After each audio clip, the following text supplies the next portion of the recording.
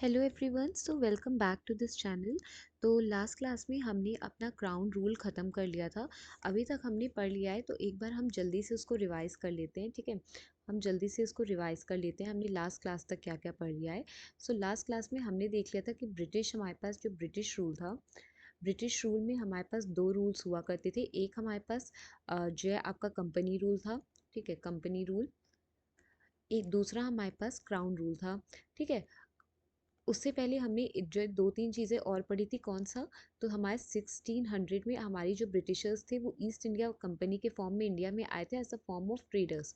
ठीक है, ट्रेडर्स के फॉर्म में आए थे। धीरे धीरे करके उनका जो मोटिव था वो बढ़ने लगा। आफ्टर 1858, आफ्टर 1858 जो आपका ईस्ट इंडिया कंपनी थी उसने डायरेक्ट इंडिया का एडमिनिस्ट्रेशन जो था, इंडियन एडमिनिस्ट्रेशन जो था वो ब्रिटिश क्राउन को दे दिया था। तो आफ्टर 1858 आपका ब्रिटिश क्राउन के हाथ में एडमिनिस्ट्रेशन चला गया था। उसके बाद आपका 1947 में आपका इंडिया 15 ऑफ अगस्त 1947 में इंडिया को इंडिपेंडेंस मिलती है। ठीक है, इंडिपेंडेंस मिलती है और यहाँ से जो ब्रिटिश होते हैं वो चले जाते हैं। और इसके बाद ठीक है, हमारा इंडिया में एक नया रूल स्टार्ट होता है जिसे हम मॉडर्न इंडिया कहते हैं। ठीक है, मॉडर्न इंडिया। उसके बाद यहाँ तक हमने देख लिया था इंट्रोडक्शन में। फिर हमारे पास था ब्रिटिश जो थे, इनके रूल का समय। इनके रूल के समय को हम दो पार्ट में डिवाइड करते हैं, the company rule and the crown rule. फिर कंपनी रूल में आपके 4-5 आते हैं, जैसे आपका रेगुलेटिंग एक्ट आ गया, फिर आपका चार्टर एक्ट आ गया। चार्टर एक्ट आपका जो है 1813 का आ गया। ठीक है, फिर चार्टर एक्ट आपका 1833 का आ गया। उसके बाद आपका चार्टर एक्ट 1813 का, 1833 का। उसके बाद आपका लॉर्ड कॉर्नवालिस का एक्ट एक आया था। ठीक है, जो बेसिकली आपका उन्हीं की डिमांड्स थी। और उसके बाद आपका एक आता है एक्ट जो आपका गवर्नमेंट ऑफ इंडिया एक्ट 1858 होता है। ठीक है, 1858। तो इतने एक्ट्स हमारे कंपनी रूल में आए। फिर हमारे क्राउन रूल में सर्टेन एक्ट्स आए सेम इसी तरीके से। जैसे गवर्नमेंट ऑफ इंडिया एक्ट आया आपका 1909। फिर गवर्नमेंट ऑफ इंडिया एक्ट आपका 1999, सॉरी 1919। उसके बाद गवर्नमेंट ऑफ इंडिया एक्ट आपका 1935 आया। और उसके बाद जो है Indian independence act, Indian independence act आपका 1948 आया। ठीक है, 1948। नाउ यहाँ तक हमने लास्ट क्लास में पढ़ लिया था। तो ये हमारा रिवीजन हो चुका है। अब इसमें हमने सभी एक्ट्स के फीचर्स को पढ़ा था, किस तरीके से सारे एक्ट्स में कौन कौन सी चीज़ें चेंज हुई थी, डायरेक्टर्स का आना, बोर्ड ऑफ डायरेक्टर्स का आना। ठीक है, रेगुलेटिंग एक्ट में क्या क्या हुआ था। रेगुलेटिंग एक्ट के साथ हमारे पास एक पिट्स एक्ट भी था। ठीक है, तो हमारे पास इतनी चीज़ें हमने अब तक ख़त्म कर ली है। अब जो हम पढ़ेंगे वो है basically the making of the constitution. ठीक है, इस टाइमलाइन को थोड़ा सा याद रखिएगा। देखो, मैं आपको थोड़ा सा टाइमलाइन के बारे में बता देती हूँ। पहले हम इसको इरेज करते हैं। ठीक है, हम इन सबको पूरा इरेज कर देते हैं और मैं आपको थोड़ा सा टाइमलाइन के बारे में बता दे रहे हैं।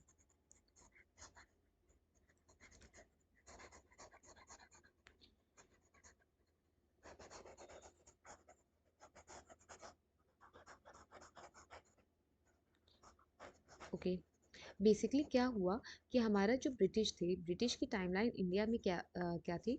तो बेसिकली 1600s के दौर में आपका ब्रिटिश जो थे वो इंडिया में आते हैं। ठीक है, ब्रिटिश इंडिया में आते हैं और इंडिया में आने के बाद यहाँ उनकी टाइमलाइन मेजरली क्या रही। तो सबसे पहले टाइमलाइन को हम देखते हैं, को थोड़ा सा ओपन कर लेते हैं। ठीक है,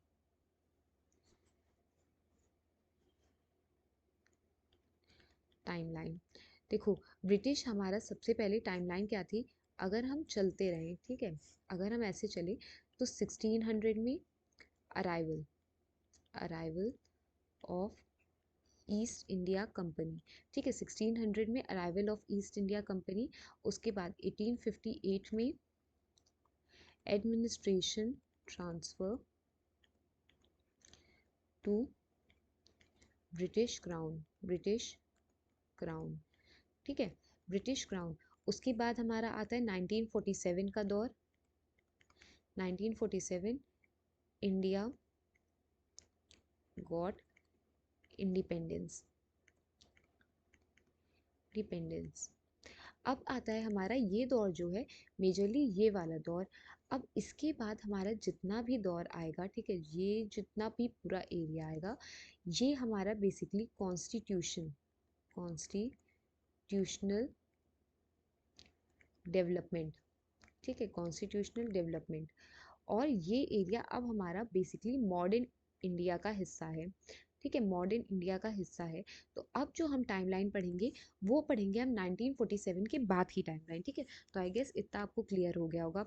अब क्या करते हैं, हम इसको पढ़ना स्टार्ट करते हैं। तो बेसिकली आज का जो हमारा टॉपिक है वो स्टार्ट होता है the making of the constitution, ठीक है। The the making of constitution, ठीक है, द मेकिंग ऑफ कॉन्स्टिट्यूशन। यहाँ से हमारा आज का टॉपिक स्टार्ट होता है, ठीक है। अब क्या बात आती है, the demand for the constituent assembly. अब देखो, जब भी आपका कॉन्स्टिट्यूशन ये हुआ कि मान लो अब आपको कोई किताब लिखनी है, तो ऐसा तो है नहीं कि आप किसी दिन मन हुआ आप कोई भी किताब लिखना शुरू कर दोगे, ठीक है। किताब लिखने का अपना एक रीज़न होता है, ठीक है, कि उस किताब को लिखने का अपना एक रीज़न है कि आपको किताब लिखनी क्यों है, ठीक है। तो वो रीज़न क्या था, वो था the demand for the constituent assembly, ठीक है। Demand for constituent constituent assembly, ठीक है। कॉन्स्टिट्यूएंट असेंबली जो थी आफ्टर इंडिया इंडिपेंडेंस, ठीक है, इंडिया एक बार आपका ब्रिटिश के जो है उससे आज़ाद हो गया, रूल से। अब ये हुआ कि भाई इंडिया को चलाने के लिए कुछ रूल्स एंड रेगुलेशंस की ज़रूरत है। ये रूल्स एंड रेगुलेशंस बनाएगा कौन, ठीक है। तो एक कॉन्स्टिट्यूएंट असेंबली की डिमांड होने लगी कि अगर हमें कॉन्स्टिट्यूशन मान लो बनाना भी है, कॉन्स्टिट्यूशन का आइडिया आ चुका था, अगर हमें कॉन्स्टिट्यूशन बनाना है तब हमें कॉन्स्टिट्यूशनल असेंबली की ज़रूरत पड़ेगी। It was in 1934 that the idea of constituent assembly for India was put forward. 1934 का वो टाइम है, अब ध्यान से देखना, 1934 वो टाइम है जब आपका अभी भी इंडिया में क्राउन का एरा चल रहा है, इंडिपेंडेंस नहीं मिली। M N Roy a pioneer of communist movement in India, ठीक है। For the first time,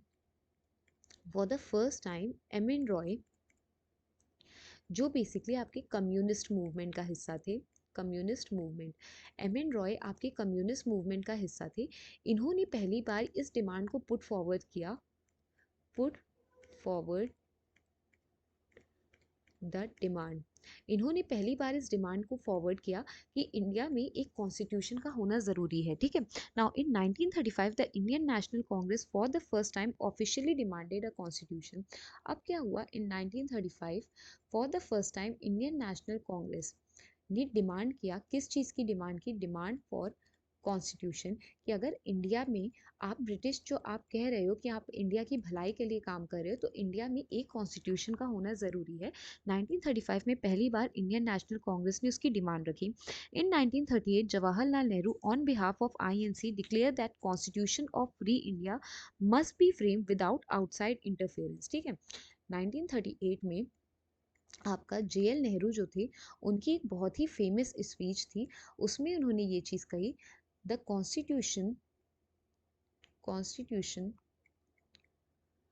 of India of India should be should be free from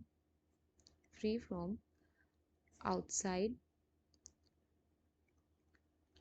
interference, ठीक है। इन्होंने ये चीज़ कही कि आपका जो कॉन्स्टिट्यूशन है जो इंडिया के लिए बनाया जाएगा वो बेसिकली बाहरी इंटरफेरेंस से फ्री होना चाहिए, मतलब वो इंडिया के लोगों के द्वारा ही बनाया जाना चाहिए, वो ऐसा ना हो कि आपका ब्रिटिश ही बनाने लगे।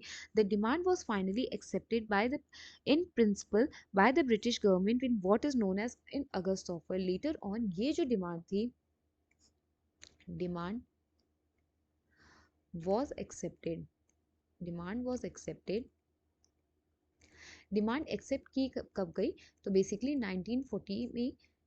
इस टाइम पीरियड को आपका अगस्त, इस चीज़ को आपका अगस्त ऑफर कहते हैं।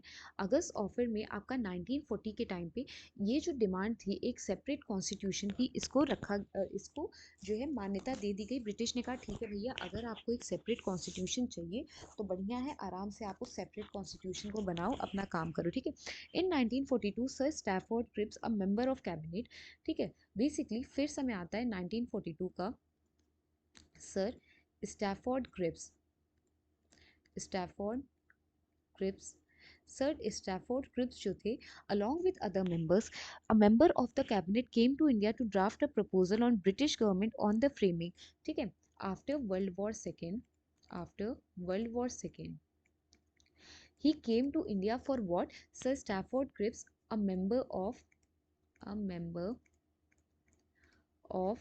ये मेंबर किसके थे? तो ये मेंबर थे a member of cabinet,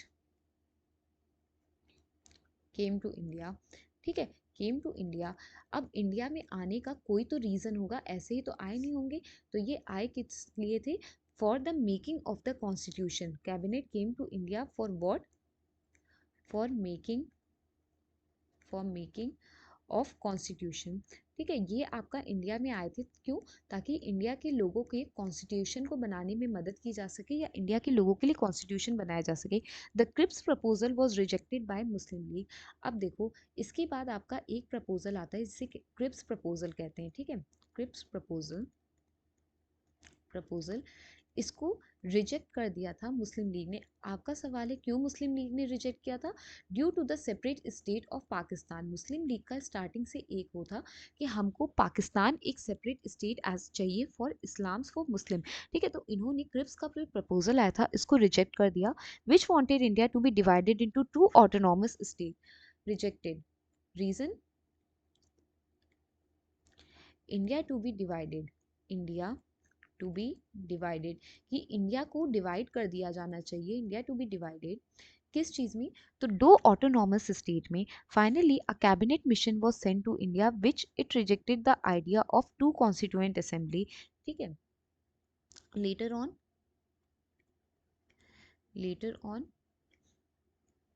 a cabinet came to India, आपका इसने रिजेक्ट कर दिया था, reject the idea of two constituent assemblies. ये ऐसा नहीं है कि एक ही इंडिया में आपकी दो कॉन्स्टिट्यूएंट असेंबलीज बनेंगी, ऐसा नहीं होगा। ठीक है, इसने आपका जो एक कैबिनेट आया था इसने रिजेक्ट कर दिया इस चीज़ को। And later on it put forward a scheme for the constituent assembly which more or less satisfied the Muslim League. ठीक है, इसलिए लेटर ऑन इसको जो रिजेक्ट कर दिया था। इसने कहा था कि आपका इंडिया में ऐसा नहीं होगा कि आपकी ऐसी जो स्कीम आएगी कि इंडिया में एक ही कंट्री में दो कॉन्स्टिट्यूएंट असेंबली बनेगी। Later on now however after independence, after independence independence India did got did get divided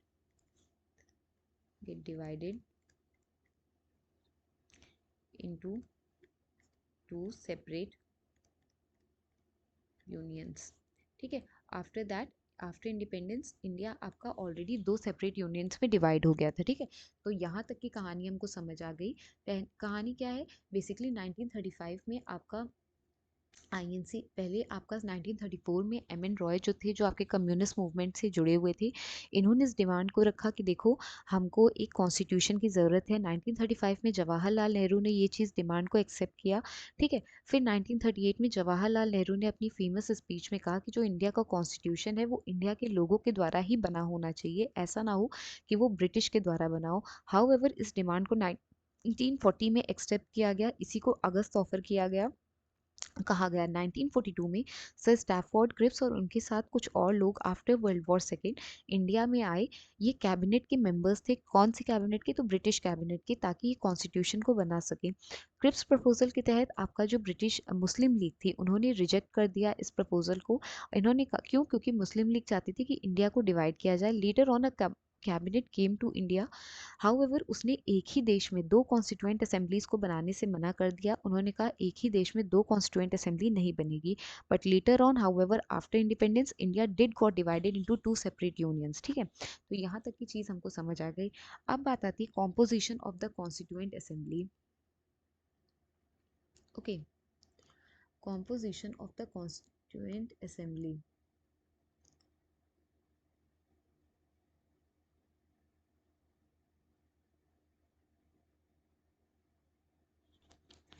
ठीक है, composition composition of constituent assembly. Composition का क्या मतलब है? अब ये जो असेंबली बनाई गई इंडिया में for the sake of making of constitution, इसमें कितने लोग होंगे, कौन से लोग कहाँ से आएंगे, किसने लोगों को किस तरीके से रिप्रेजेंटेशन मिलेगा, इसमें इसी चीज़ को बताया गया। The constituent assembly was constituted in November 1946। Constituted कब ये बनाई गई? कॉन्स्टिट्यूटेड इन नवंबर 1946 में इसे ओवरऑल बनाया गया।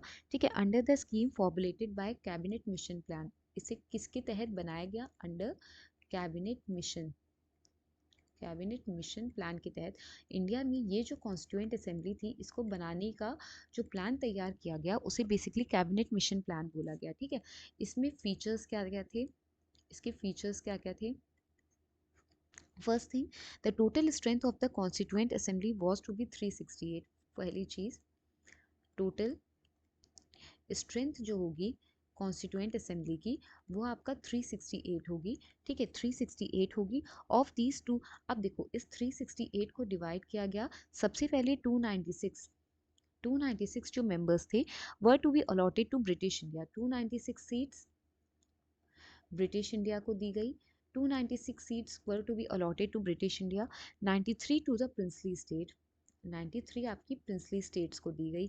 ठीक है, तो 296 सीट्स आपकी ब्रिटिश इंडिया को दी गई, 93 आपकी प्रिंसली स्टेट्स को दी गई। ठीक है, अब ये जो 296 सीट्स दी गई, इसमें क्या हुआ? 296 seats allotted to British, 292 members were to be drawn from 11 governor province. 292 आपके 11 गवर्नर प्रोविंस से आएंगे। गवर्नर प्रोविंस, ठीक है, प्रोविंस 292 आपके 11 गवर्नर प्रोविंस से आएंगे and 4 from the 4 chief commissioners province and 4 members आपके chief commissioner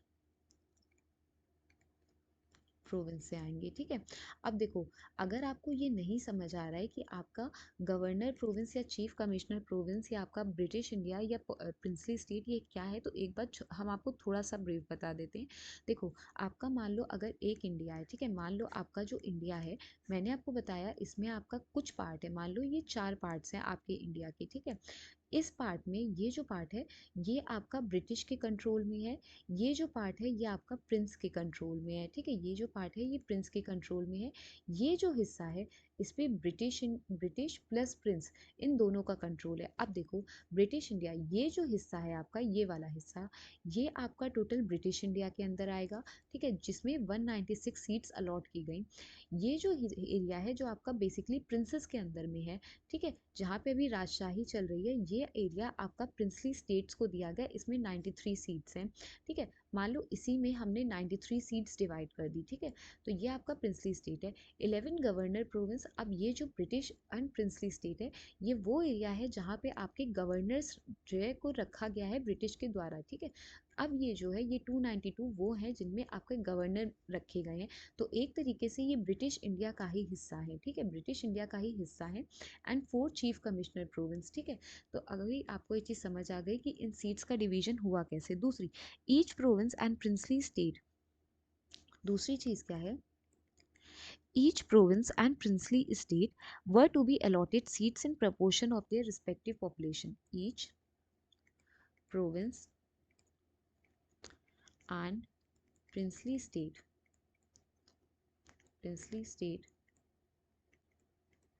given representation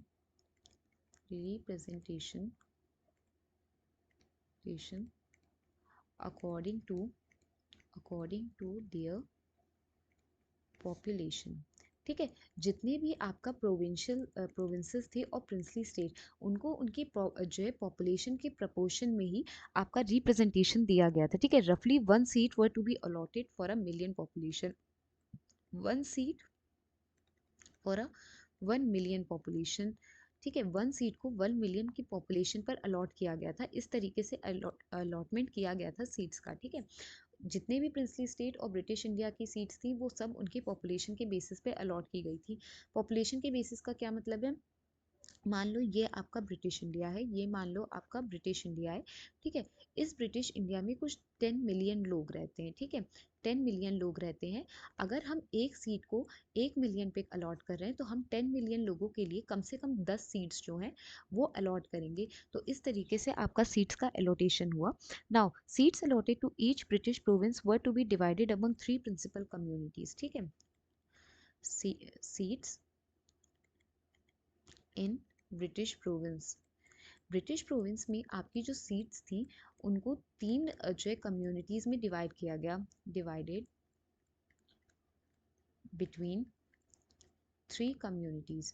3 communities में आपकी जो सीट्स थी उनको डिवाइड किया गया। कौन सी कम्युनिटीज थी? तो आपकी सिख हो गई, मुस्लिम, सिख एंड जनरल, ठीक है, इन प्रपोर्शन टू पॉपुलेशन। कौन सी तीन? सबसे पहले मुस्लिम, सिख एंड जनरल्स, ठीक है। देखो आपके सीट्स जो हैं ब्रिटिश प्रोविंस, इनको 3 कम्युनिटीज़ में डिवाइड किया गया। मान लो ये जो है ये आपका ब्रिटिश प्रोविंस है, इसमें आपकी सीट्स हैं, ये आपका ब्रिटिश प्रोविंस है, ठीक है। इसमें 10 मिलियन की जनता है। अब 10 मिलियन की जनता में मान लो 2 मिलियन आपके जो है मुस्लिम्स हैं, 1 मिलियन कुछ आपके सिख हैं, और आपका जनरल्स जो है मान लो 2, 3, 7 आपकी जनरल कैटेगरी में आ रहे हैं, ठीक है। अब इनके बीच में आपके सीट्स को डिवाइड किया गया, क्योंकि इनकी पॉपुलेशन 2:1:7 की पॉपुलेशन है, तो इसी पॉपुलेशन के बेसिस पे हम 10 सीट्स को डिवाइड करेंगे।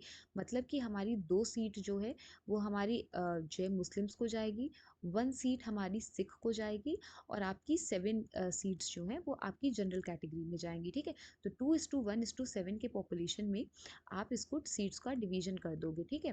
2:7, हाँ, इसकी पॉपुलेशन में। Now the representation of each community were to be elected by the member of that community, ठीक है।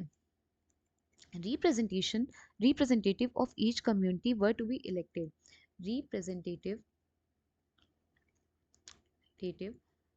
वर टू बी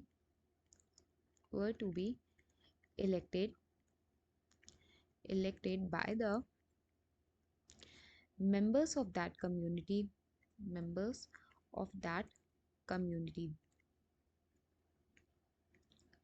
उस कम्युनिटी के जो मेंबर्स हैं केवल वही अपनी तरफ से रिप्रेजेंटेटिव को इलेक्ट करेंगे, ठीक है। In the provincial legislative assembly and voting method to be proportional representation by the means of single transferable vote, ठीक है। In provincial legislature, in provincial legislature,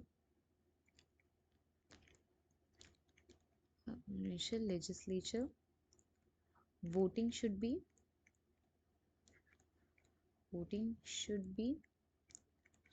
proportional representation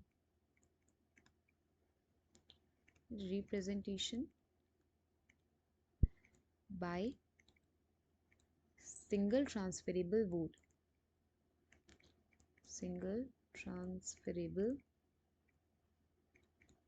vote, ठीक है। आपका जितना भी रिप्रेजेंटेटिव, मतलब मान के चलो अगर ब्रिटिश प्रोविंस से आपके 10 सीट्स हैं और 10 रिप्रेजेंटेटिव्स को जाना है, तो मुस्लिम सीट्स पे जो रिप्रेजेंटेटिव, 2 रिप्रेजेंटेटिव खड़े होंगे, इनको मुस्लिम्स जो हैं इनको जो है मुस्लिम के कम्युनिटी के द्वारा चुना जाएगा। And voting should be proportional representation, मतलब प्रोपोर्शनल जितनी आपकी पॉपुलेशन है उसके प्रोपोर्शन में आपकी वोटिंग होगी, and by a single transferable vote, ठीक है, कि हर मेंबर केवल एक ही वोट डाल सकता है, ठीक है।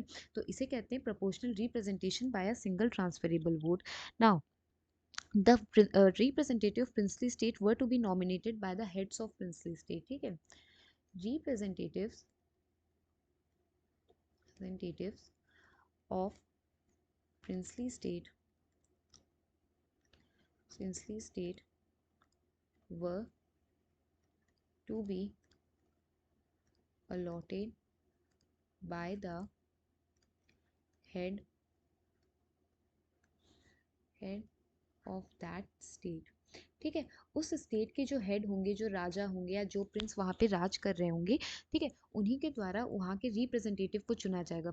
अब देखो इन दोनों में डिफरेंस है। जहाँ पे आपकी ब्रिटिश प्रोविंस है उसमें आपकी कम्युनिटीज़ में आपके डिवाइड कर दिया गया, सीट्स को, हर सीट पे उसकी कम्युनिटी का रिप्रेजेंटेटिव को उसकी कम्युनिटी के लोग चुनेंगे, वाइल आपके जो प्रिंसली स्टेट है उसमें जो हेड होगा स्टेट का वही अपने रिप्रेजेंटेटिव को चुनेगा, ठीक है।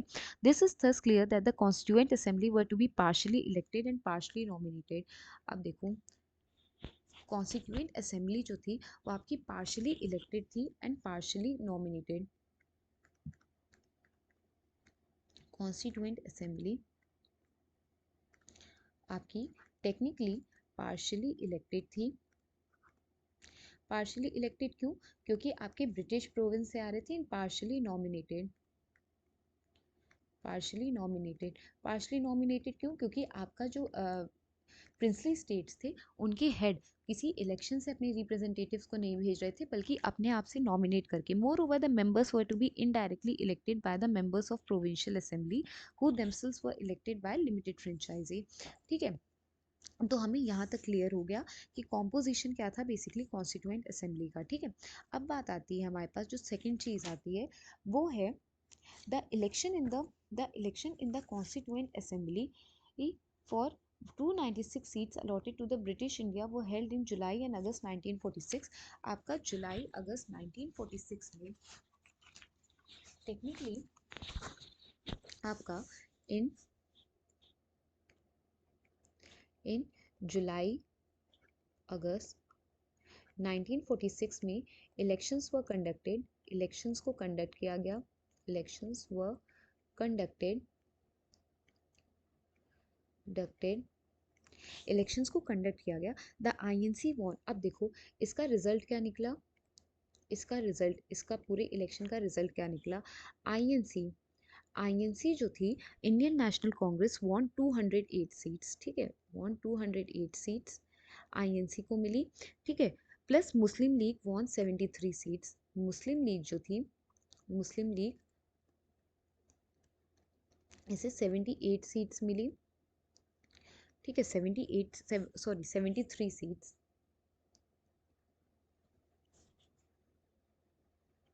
ठीक है। मुस्लिम लीग जो थी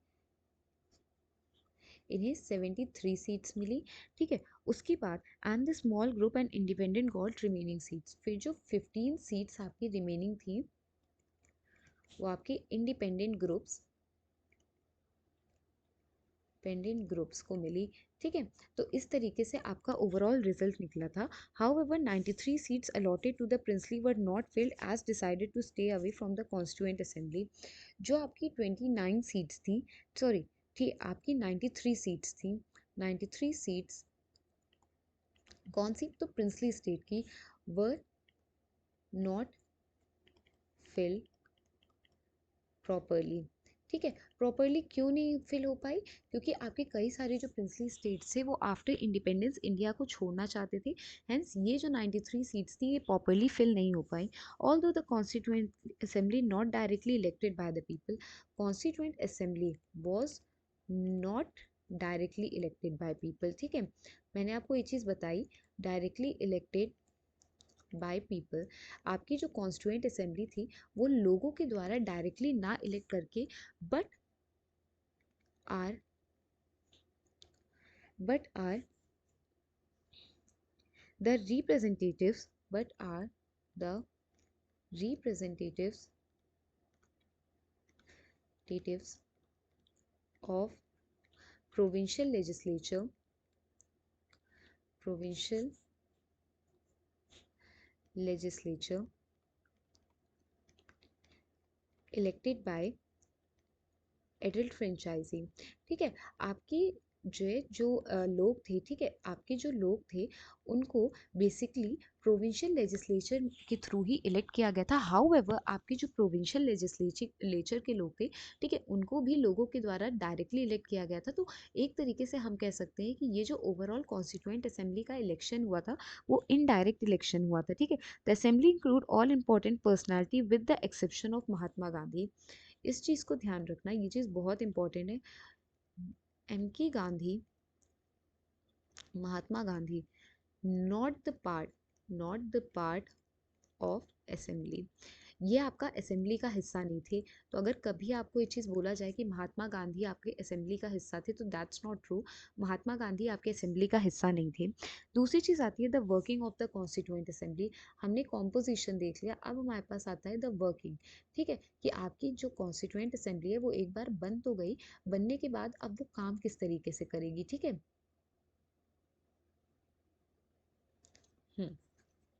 ठीक है, the working of constituent constituent assembly. Assembly आपने बना तो दी, अब ये आगे काम आपका करेगी कैसे। ठीक है, working of constituent assembly. The constituent assembly held it's first meeting. आपकी जो कॉन्स्टिट्यूएंट असेंबली थी, इसकी फर्स्ट मीटिंग जो होती है, फर्स्ट मीटिंग ये आपकी कब होती है, तो ये होती है आपकी बेसिकली 9th ऑफ दिसंबर 1946 में। 9th ऑफ दिसंबर 1946 में आपकी कॉन्स्टिट्यूएंट असेंबली की फर्स्ट मीटिंग होती है। The Muslim league boycott the meeting and insist on a separate state of Pakistan. इसमें एक खासियत ये थी, मुस्लिम लीग बॉयकॉट। बॉयकॉट क्यों? For the demand of separate state of Pakistan. देखो, मुस्लिम लीग आपका पाकिस्तान की डिमांड कर रहा था, इसलिए मुस्लिम लीग ने इस कॉन्स्टिट्यूएंट असेंबली को बॉयकॉट कर दिया था। The meeting thus attended by only 211 members. Hence आपकी मीटिंग को कितने लोगों ने अटेंड किया था? मीटिंग अटेंडेंस मीटिंग अटेंडेंस कितने थे? 211 मेंबर्स ने आपकी मीटिंग को अटेंड किया था। ठीक है, 211 मेंबर्स ने आपकी मीटिंग को अटेंड किया था। Doctor Sachchidanand Sinha, mind you, Dr. Sachidanand Sinha was considered, ठीक है, डॉक्टर सचिदानंद सिन्हा। डॉक्टर सच्चिदानंद सिन्हा जो है, इन्हीं ओल्डेस्ट मेंबर थे आपकी जो है असेंबली के। Hence he was the first president of assembly. However इन्हें टेम्परेरी प्रेसिडेंट बनाया गया था। सच्चिदानंद सिन्हा आपके ओल्डेस्ट मेंबर थे। ठीक है, ओल्डेस्ट मेंबर थे, हेंस इनको आपका फर्स्ट प्रेसिडेंट बनाया गया था असेंबली का। Later on doctor Rajendra Prasad, later on doctor Rajendra Prasad became the first president, first permanent president. ठीक है, आपके जो डॉक्टर राजेंद्र प्रसाद थे, उन्हें फर्स्ट परमानेंट प्रेसिडेंट बनाया गया असेंबली का, with H.C. Mukherjee and T.T. Krishnamachari as vice president of assembly. ठीक है, with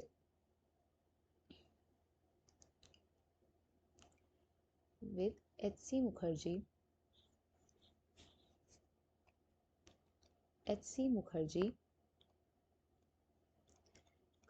and V.T. Krishnamachari, V.T. Krishnamachari as the vice presidents. ठीक है, आपका पहली बार जो डॉक्टर सच्चिदानंद वाइस प्रेसिडेंट, आपका जो डॉक्टर सच्चिदानंद सिन्हा थे, ये आपके ओल्डेस्ट मेंबर थे असेंबली में। हेंस इनको एज अ टेम्परेरी प्रेसिडेंट बनाया गया था असेंबली का। लेटर ऑन डॉक्टर राजेंद्र प्रसाद को आपका ऐसा फर्स्ट परमानेंट प्रेसिडेंट बनाया गया असेंबली का। However, H.C. मुखर्जी और V.T. कृष्णामाचारी को वाइस प्रेसिडेंट बनाया गया था ऑफ द असेंबली। ठीक है, नाउ ऑब्जेक्टिव रेजोल्यूशन। अब इसमें एक चीज आती है कि उसे ऑब्जेक्टिव रेजोल्यूशन कहते हैं। लेट मी टेल यू आपका ऑब्जेक्टिव रेजोल्यूशन होता क्या है। ठीक है,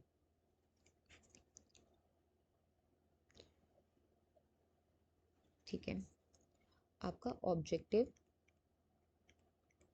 रेजोल्यूशन रेजोल्यूशन ऑब्जेक्टिव रेजोल्यूशन होता क्या है। नाउ लिसन, आपका on December 13, 1946 Jawaharlal Nehru move the historic objective resolution in assembly. इसको लाया क्या गया था, इसको बेसिकली 13th ऑफ दिसंबर 1946 को लेके आया गया था इस ऑब्जेक्टिव रेजोल्यूशन का। ठीक है, philosophy of the constitution. It is basically it is basically the philosophy philosophy of constitution, कि कौन से आइडियाज पे, कौन से जो है कौन से आइडियाज पे ये आपका जो कॉन्स्टिट्यूशन है उसे बनाया जाएगा। This constituent assembly declares firm and solemn resolve to proclaim India as a independent सोविनेट स्टेट। ठीक है, republic and draw upon her future governance and constitution. अब देखो, ऑब्जेक्टिव रेजोल्यूशन में हम इसमें कीवर्ड्स को ही ज़्यादा पढ़ेंगे क्योंकि हम बहुत ही कॉम्पैक्ट नोट्स पढ़ा रहे हैं, तो हम इसमें कीवर्ड्स को ही ज़्यादा हाईलाइट करेंगे। ठीक है, ऑब्जेक्टिव रेजोल्यूशन में हमको क्या बताया गया? पहली चीज़, इंडिया एज सोविनेट नेशन। हमें ये बताया गया कि इंडिया जो है वो आपका एक सोविनेट नेशन बनेगा। ठीक है, to draw from her future governance of constitution. Now India को सोविनेट नेशन डिक्लेयर किया गया, whereby the territories that now comprise British India, the territories that now form the Indian state, and such other parts of India as are outside India, the state as well as other territories as are willing to be constituted into the independent sovereign India shall be a union for all of them. India India जो है वो आपका एक union की तरह काम करेगा। India to be a union. Union किसका बनेगा? Union all British provinces, British provinces plus the princely states. ठीक है, प्रिंसली स्टेट्स जो इंडिया के साथ एसिमुलेट होंगे उनका एक यूनियन बनेगा आपका इंडिया। ठीक है, तीसरी चीज़ आपको बताई गई, the said territory where with the present boundaries or with such others as may be determined by the constituent assembly to the law shall possess and retain the state of autonomous unit together with residuary power and exercise all powers and functions of government administration save except powers and functions that are vested or assigned to the union or are inherent or implied in the union resulting therefrom. ठीक है, where in the state territories whether with their present boundaries or with other, the power to be exercised by union and the states। ठीक है, आपकी जो power होगी उसको union और states के द्वारा कलेक्टिवली एक्सरसाइज किया जाएगा, एक्टिवली उसको एक्सरसाइज किया जाएगा। ठीक है, तो एक तरीके से फेडरल स्ट्रक्चर की बात यहाँ की गई है, फेडरल स्ट्रक्चर की यहाँ बात की गई है कि आपका एक फेडरल स्ट्रक्चर को जन्म दिया जाएगा इंडिया में। All power and authority of its sovereign independent India, its constituent part and organs of the government are derive from the people. ठीक है, फोर्थ हमारे पास क्या है? All power to be derived from people. India में जितनी भी government को पावर मिलेगी, पावर टू जो है रूल इंडिया, ठीक है, वो पूरी लोगों के द्वारा ही उसको मिलेगी। ऐसा नहीं है कि गवर्नमेंट अपने मन से कोई भी रूल कभी भी लागू कर सकती है। ठीक है, where shall be guarantee and secure to all people of India justice social economic political. ठीक है, the social economic and political justice, social economic and political justice. ठीक है, equality of status and opportunity, equality of status and opportunity, equality of status and opportunity, freedom of thought expression, belief, faith, worship, freedom of thought expression, belief, faith, worship, etc. plus laws and morality guarantee to people. ठीक है, India के जो लोग हैं उनको equality दी जाएगी, उनको justice दिया जाएगा सोशल इकोनॉमिक और पॉलिटिकल फील्ड में, उन्हें इक्वालिटी दी जाएगी स्टेटस और अपॉर्चुनिटी की। फिर आपका freedom of thought expression, belief, faith, worship, इसकी इक्वालिटी लोगों को प्रोवाइड की जाएगी, ठीक है। Adequate safeguard should be provided for minorities and backward classes, ठीक है। एडिक्वेट सेफगार्ड, सेफगार्ड किसको सेफगार्ड किया जाएगा, तो minorities plus backward classes, backward classes, backward classes में आपके एससी और एसटीज आते थे, ठीक है।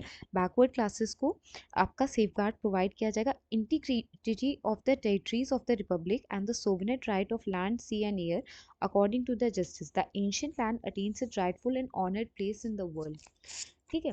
तो ये चीज़ थी, ये इतना हमारे पास 6 ऐसी चीज़ें थी जो आपका इस ऑब्जेक्टिव रेजोल्यूशन में बताई गई कि हम कॉन्स्टिट्यूशन जो बना रहे हैं वो बेसिकली हमारे पास यही 6 चीज़ें हैं जिनके बेसिस पे हमारा पूरा कॉन्स्टिट्यूशन की फिलॉसफी डिपेंड होगी, ठीक है। Now the resolution was unanimously adopted on 22 June, it was adopted adopted on 22nd of January 1947। इस ऑब्जेक्टिव रेजोल्यूशन को एक्सेप्ट किया गया 22 जनवरी 1947 को, ठीक है। Changes by the independence act, अब देखो इंडिया में आपका ये सब चीज़ें चल रही थी, इंडिया में आपका ऑब्जेक्टिव रेजोल्यूशन आ चुका है, इंडिया में आपका इतना जो है कॉम्पोजिशन बताया जा चुका है, डिमांड आपकी कॉन्स्टिट्यूएंट असेंबली की उठ चुकी है, ठीक है। अब बात आती है इंडिपेंडेंस एक्ट से क्या चेंजेस इंडिया में लाए गए, ठीक है, ठीक है।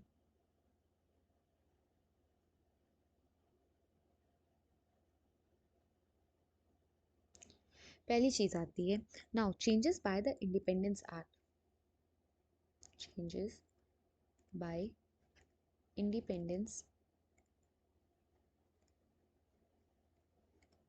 इंडिपेंडेंस एक्ट से क्या क्या चेंजेस इंडिया में लेकर आए गए, ठीक है। पहली चीज आती है the representative of the princely state who has stayed away from the constituent assembly gradually join, ठीक है। प्रिंसली स्टेट, प्रिंसली स्टेट्स जो पहले आपके कॉन्स्टिट्यूएंट्स जो है असेंबली से दूर रहे थे उन्होंने ग्रेजुअली ज्वाइन किया, ग्रेजुअली ज्वाइंट, ठीक है। उन्होंने ग्रेजुअली जो है आपके कॉन्स्टिट्यूएंट असेंबली को ज्वाइन किया।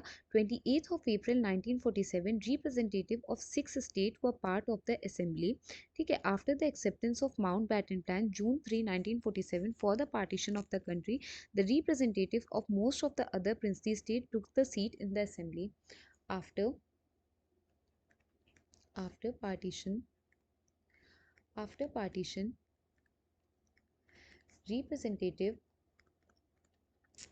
representatives of most princely state became part of constituent assembly, ठीक है। After partition, after Mountbatten plan मैंने आपको लास्ट क्लास में बताया था, उसके आने के बाद आफ्टर पार्टीशन कई सारे प्रिंसली स्टेट्स ने इंडियन असेंबली को ज्वाइन कर लिया था। The members of Muslim league form the Indian dominion also enters the assembly. The Indian independence act of 1947 made the following 3 changes in the position of assembly, ठीक है। Indian independence act 1947 इसने 3 changes लाए थे, 3 changes in assembly. Assembly में total आपके 3 changes को लाया गया था after the independence act of 1947। The assembly was made a fully sovereign body, ठीक है। Assembly was to be made a fully sovereign body,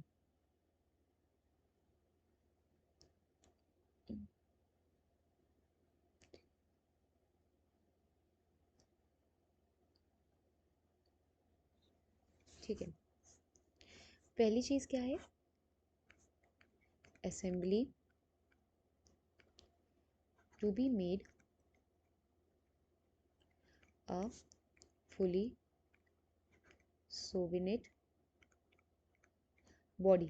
आपकी ये जो असेंबली होगी ये ना तो किसी फॉरेन गवर्नमेंट के अंडर में काम करेगी, ना इस पे किसी का दबाव होगा, ये पूरी तरीके से सोवरेन बॉडी होगी to frame a constitution. The act empowered the assembly to abrogate or alter any law made by the British parliament, ठीक है। इसमें क्या है, has power, assembly got power to abrogate, abrogate मतलब खत्म करना, एब्रोगेट एनी ब्रिटिश लॉ। ठीक है, अभी तक जो ब्रिटिश लॉज इंडिया में चल रहे थे उनमें से कोई भी ब्रिटिश लॉज जिसको असेंबली ख़त्म करना चाहती है, असेंबली के पास इतनी पावर है कि वो इंडिया की सिचुएशन को देखते हुए उसे ख़त्म कर सकती है। The assembly also became a legislative body. ठीक है, असेंबली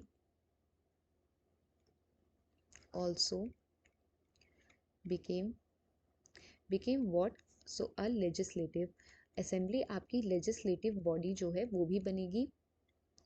लेजिस्लेटिव बॉडी जो आपके किसी भी रूल्स को बनाती है। In other word, two separate functions were assign to assembly, दो फंक्शंस असाइन किए गए असेंबली को। ठीक है, दो फंक्शंस आपके असेंबली को दिए गए। कौन से दो फंक्शंस दिए गए? The two task were to be on the separate days. The assembly became first parliament of free India. ठीक है, whenever the assembly met as the constituent body, it was chaired by Rajendra Prasad. जब भी आपकी assembly as a constituent body मिलेगी, ठीक है, as a constituent body, ठीक है, आपकी कॉन्स्टिट्यूएंट बॉडी की तरह मिलेगी, इसके चेयरमैन जो होंगे वो राजेंद्र प्रसाद होंगे। कॉन्स्टिट्यूएंट बॉडी देखो, इसको थोड़ा सा ठीक से समझते हैं, प्रसाद। और जब भी आपकी असेंबली एज अ लेजिस्लेटिव, ठीक है, लेजिस्लेटिव बॉडी मिलेगी, लेजिस्लेटिव बॉडी, उसके चेयरमैन जी.वी. मावलंकर होंगे। इस चीज़ को हम थोड़ा सा ध्यान से समझते हैं, थोड़ा सा इंपॉर्टेंट है। देखो, असेंबली जो है, असेंबली आपको आपके दो फंक्शंस थे उनको असाइन किया गया कि ये जो असेंबली है कॉन्स्टिट्यूएंट असेंबली, ये बेसिकली दो फंक्शंस हैं इसकी जो ये परफॉर्म करेगी। एक तो ये आपकी कॉन्स्टिट्यूशन मेकिंग का काम करेगी, एक तो ये आपकी कॉन्स्टिट्यूशन मेकिंग का काम करेगी, दूसरा ये आपके रूल्स एंड रेगुलेशंस को फॉर्म करने का काम करेगी। जब भी आपकी जो असेंबली होगी वो कॉन्स्टिट्यूशन मेकिंग के लिए मिलेगी, इसकी चेयरमैनशिप जो होगी वो डॉक्टर राजेंद्र प्रसाद के पास होगी। जब भी आपकी असेंबली दूसरा लेजिस्लेटिव बॉडी की तरह मिलेगी तो आपके पहले स्पीकर जी.वी. मावलंकर उसके चेयरमैन माने जाएंगे। ठीक है, now these two functions continue till 26 of November 1949 when the task of making the constitution खत्म। However, constituent body, it was abolished after 26th of November 1949 by the end of constitution making. ठीक है, जब आपका constitution जो है वो उसकी making ख़त्म हो गई, उसके बाद ये जो बॉडी थी या ये जो फंक्शन था कॉन्स्टिट्यूएंट बॉडी का, उसको ख़त्म कर दिया गया। ठीक है, the Muslim league members withdrew from the Constituent Assembly for India. Consequently, the total strength the Muslim League members hailing to the areas included in the Pakistan withdrew. Now, इसमें क्या हुआ?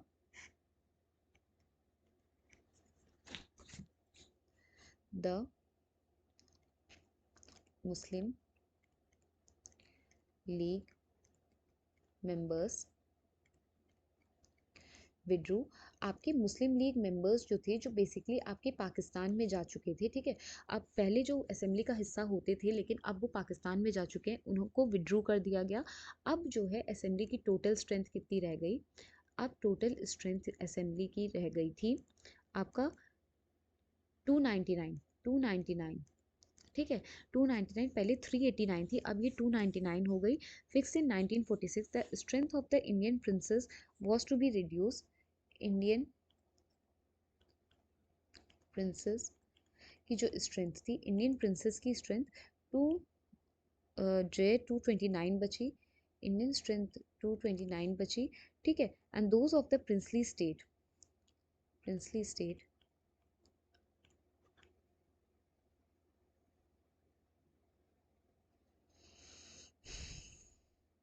सॉरी, यहाँ पे थोड़ा सा गलत लिख दिया गया है, यहाँ पे एक चीज़ गलत हो गई है, यहाँ पे प्रिंसेस नहीं होगा, यहाँ प्रोविंसेस होगा।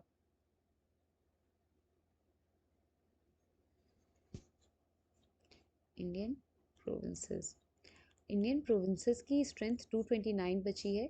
प्रिंसली स्टेट्स जो हैं उनकी स्ट्रेंथ अब 70 कर दी गई है, ठीक है। ये after withdrawing of Muslim League था, ठीक है। Total strength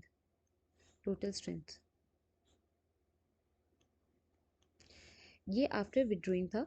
state wise membership of the assembly as on 31 December, ठीक है। नाउ इतनी चीज़ हमें पता चल गई। नाउ अदर फंक्शंस परफॉर्म, तो हमारे पास ये पता चल गया हमें कि हमारा ये जो चेंजेस था आफ्टर इंडिपेंडेंस एक्ट के, मेजर 3 चेंजेस आपके कॉन्स्टिट्यूएंट असेंबली में देखने को मिले थे, ठीक है। अब बात आती है अदर फंक्शंस परफॉर्म। कौन से अदर फंक्शंस जो थे जो असेंबली के द्वारा परफॉर्म किए गए, ठीक है।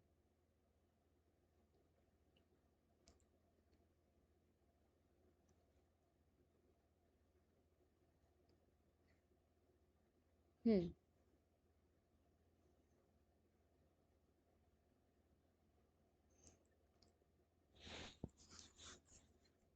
Other functions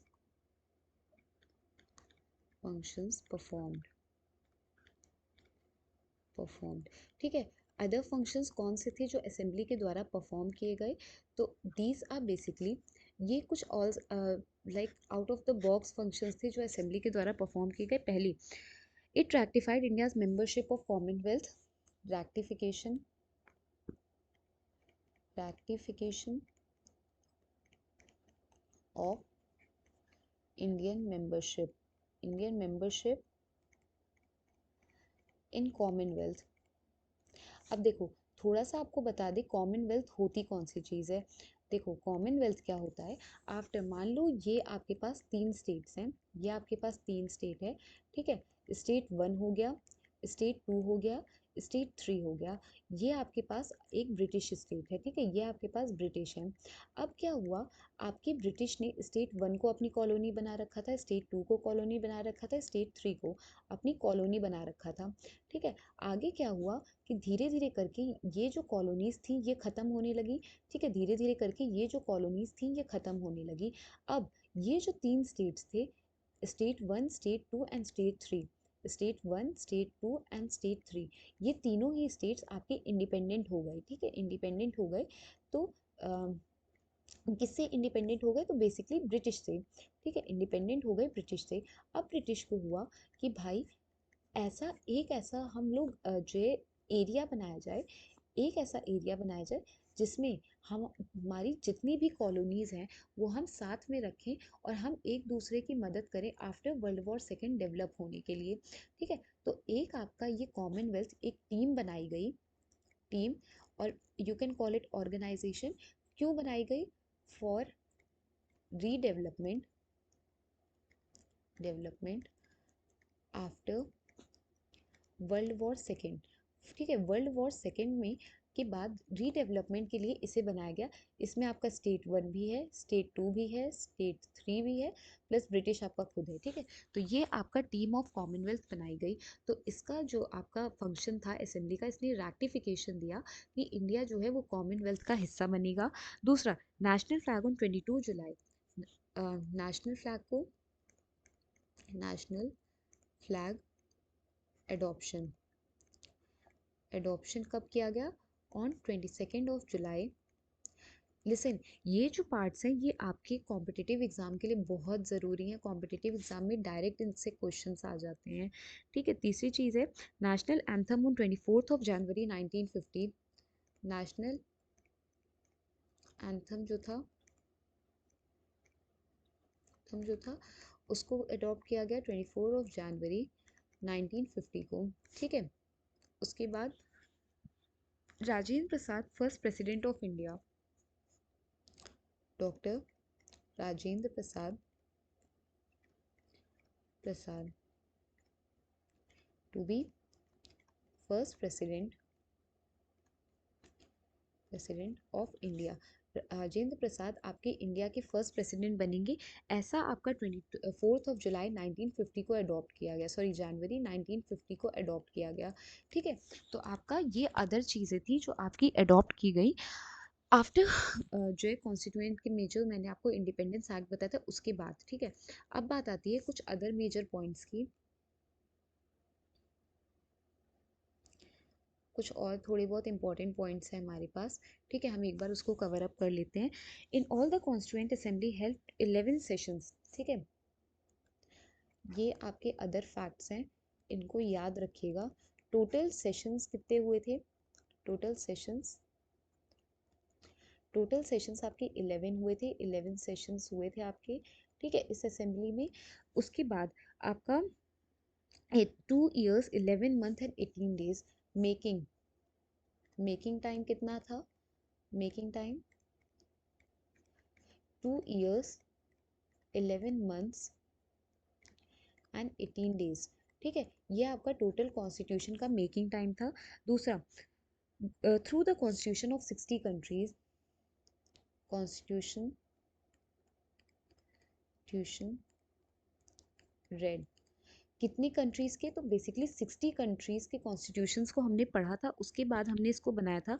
total expenditure, total इसको बनाने में खर्चा कितना आया था?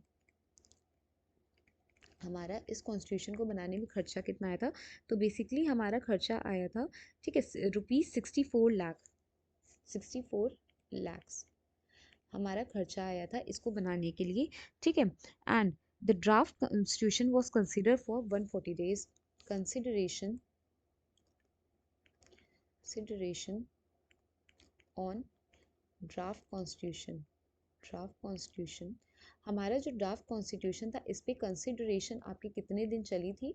तो बेसिकली 114 डेज तक आपके ड्राफ्ट कॉन्स्टिट्यूशन पे कंसिडरेशन चली थी। 24 जुलाई 1950 the constitution held assembly of final session आपका कब हुआ? आपका कॉन्स्टिट्यूएंट असेंबली का फाइनल सेशन आपका होता है 24 जनवरी 1950 को। 1950 को आपका फाइनल सेशन होता है, ठीक है। However did the constituent as a provisional parliament on 26 January, ठीक है। तो इतने आपके फैक्ट्स हैं, इतने फैक्ट्स को आप थोड़ा सा याद रखिएगा, ठीक है।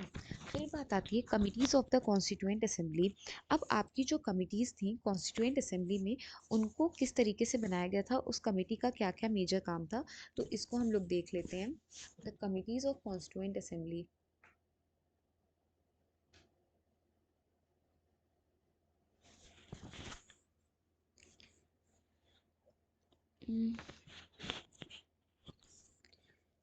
ठीक है। सबसे पहले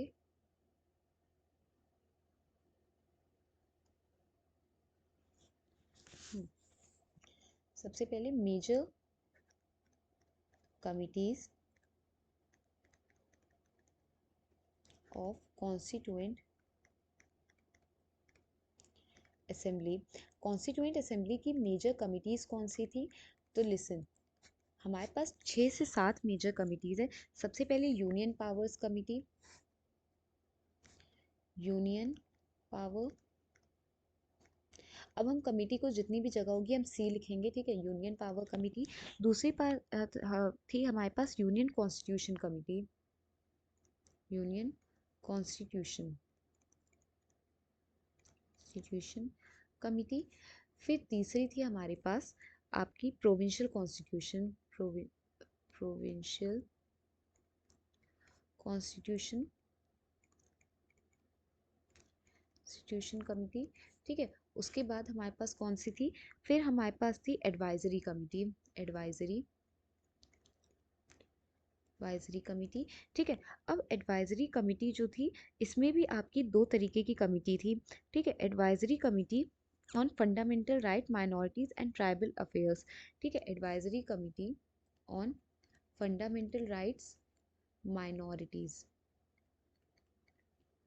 एक्सेट्रा, ये आपकी थी, ये आपकी सरदार पटेल के अंडर में थी। फिर 5 सब कमिटीज, उसके बाद आफ्टर देम 1 2 3 4 5 5 सब कमिटीज थी, ठीक है। 5 सब कमिटीज, 5 सब कमिटीज थी। कौन सी? तो fundamental right, fundamental mental rights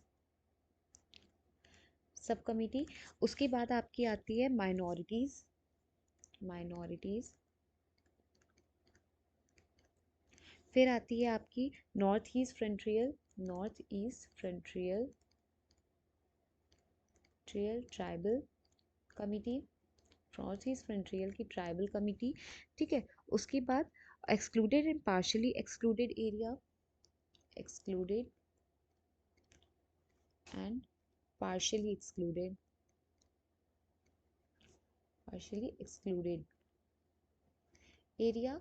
और उसके बाद हमारी एक जो फिफ्थ कमिटी आती है वो है north west, north west tribal province, ठीक है, नॉर्थ वेस्ट ट्राइबल प्रोविंस। ये हमारी 5 सब कमिटी थी। फिर हमारे पास आती है एक आपकी, उसके बाद यहाँ हम लेके चलते हैं rules of procedure, rules of procedure, procedure को लेके हमारे पास एक कमिटी थी, ठीक है। उसके बाद स्टेट कमिटी, फिर हमारे पास एक थी स्टेट कमिटी, स्टेट कमिटी, और लास्ट में हमारे पास थी एक स्टीयरिंग कमिटी, स्टीयरिंग कमिटी, ठीक है। अब हमारे पास इनमें कौन कौन हमारे जो मेंबर्स इसका हिस्सा थे, देखो सबसे पहले union powers committee. Union powers, union के पास कौन से अधिकार होंगे, कौन सी पावर होगी, उसको देखने का काम आपकी यूनियन पावर्स कमेटी का था, ठीक है। तो वन बाय वन हम देखते चलते हैं। सबसे पहले आती है आपकी यूनियन पावर्स कमेटी। यूनियन के पास कौन से अधिकार होंगे, नहीं होंगे, ठीक है, इन सबको देखने का काम आपका जवाहरलाल नेहरू का था, ठीक है। फिर यूनियन कॉन्स्टिट्यूशन कमेटी, अगेन आपके इसमें नेहरू, आपके नेहरू जी जो थे वो इसके हेड थे यूनियन कॉन्स्टिट्यूशन कमेटी के, ठीक है। फिर आता है आपका प्रोविंशियल कॉन्स्टिट्यूशन कमेटी। जैसे आपका यूनियन पावर कमेटी थी और यूनियन कॉन्स्टिट्यूशन था, वैसे प्रोविंशियल था। प्रोविंशियल कमेटी के कौन थे, तो आपके सरदार पटेल। कौन सी पावर कौन सी प्रोविंशियल प्रोविंसेस को मिलेगी, किस तरीके से पावर का डिवीजन होगा, ठीक है। फिर आपका आता है, हम लोग एक कमेटी भूल गए, हम एक कमेटी, वो है आपकी drafting committee, one of the most important committee, ठीक है।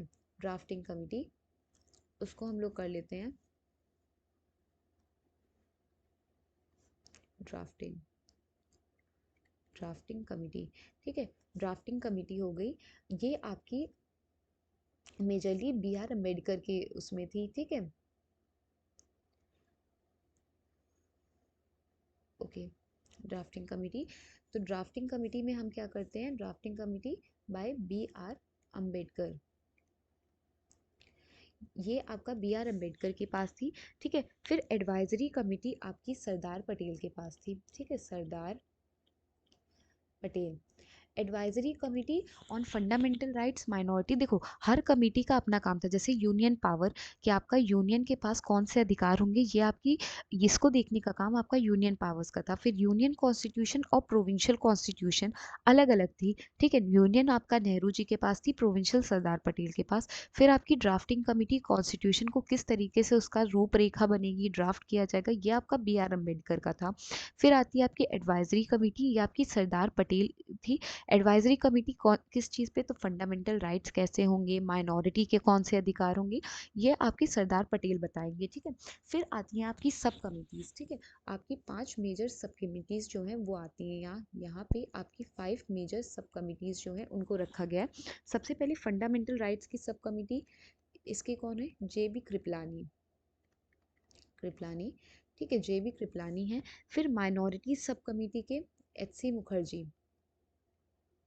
एज द नेम सजेस्ट, आपके माइनॉरिटीज़ को देखने रखने के लिए है ये जो है कमिटी, तो एच सी मुखर्जी हैं, ठीक है। फिर आपके नॉर्थ ईस्ट फ्रंटियर के लिए गोपीनाथ बारदोली, बारदोली, ठीक है, गोपीनाथ बारदोली, ये आपके जो है नॉर्थ ईस्ट फ्रंटियर प्रोविंस के लिए हैं। फिर excluded and partially excluded area, जो आपका असम का एरिया है, वो आपका ए वी ठक्कर के पास था, ए वी ठक्कर। उसके बाद आता है नॉर्थ वेस्ट फ्रंटियर प्रोविंस, इसमें आपका कोई एज सच वो नहीं था, ठीक है, ट्राइबल अफेयर्स के लिए थी ये सब कमेटी। उसके बाद rules of procedure, rules of procedure doctor Rajendra Prasad, आपका कॉन्स्टिट्यूएंट असेंबली में किस तरीके का रूल होगा, प्रोसीजर का किस तरीके से आपकी रूपरेखा बनाई जाएगी, उसको देखने का काम आपका डॉक्टर राजेंद्र प्रसाद था। फिर state committee, again Jawaharlal Nehru ji के पास थी आपकी स्टेट कमेटी, और steering committee doctor Rajendra Prasad के पास थी। अब देखो एक आपका होमवर्क है कि आप मुझे बताओ कि स्टीयरिंग कमेटी का मतलब क्या होता है, ठीक है? स्टीयरिंग कमेटी का काम क्या होता है? जैसे मैंने आपको बाकी सारी कमेटी बताई, मैंने यूनियन पावर्स आपको बताया, फंडामेंटल राइट्स बताया, ड्राफ्टिंग बताया। वैसे अब आप मुझे बताओ स्टीयरिंग कमेटी का क्या काम होता है? सो या that's it for today's video. I hope you like this video.